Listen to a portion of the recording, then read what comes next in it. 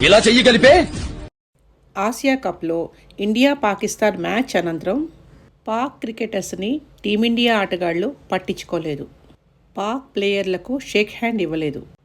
మ్యాచ్కి ముందు అంటే టాస్ వేసే సమయంలో, మ్యాచ్ తర్వాత షేక్ హ్యాండ్ ఇస్తారు. కానీ ఈసారి మ్యాచ్లో అది అలా జరగలేదు. పాకిస్తాన్ హెడ్ కోచ్ మ్యాచ్ అనంతరం భారత్ ఆటగాళ్లు పాకిస్తాన్ ఆటగాళ్లతో కరచాలనం చేయకపోవడం పట్ల ఆయన నిరాశ వ్యక్తం చేశారు.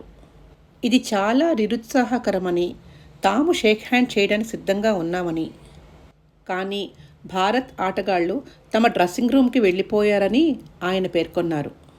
దీనిపై బీసీసీఐ స్పందించింది.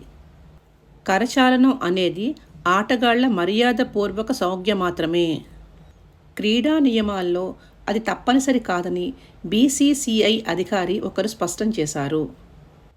రాజకీయ ఉద్రిక్తత కారణంగా రెండు దేశాల మధ్య సంబంధాలు దెబ్బతిన్న నేపథ్యంలో క్రీడా స్ఫూర్తికి మించిన కొన్ని విషయాలుంటాయని ఆయన పేర్కొన్నారు. ఈ నిర్ణయం బీసీసీఐ భారత ప్రభుత్వంతో చర్చించుకున్న తర్వాతే నిర్ణయించుకున్నారని కూడా వెల్లడైంది.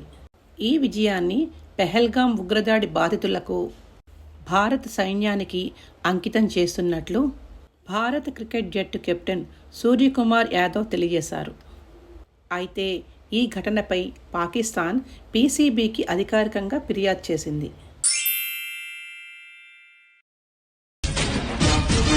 కత్తులతో కాదురా, కంటి చూపుతో చంపేస్తా.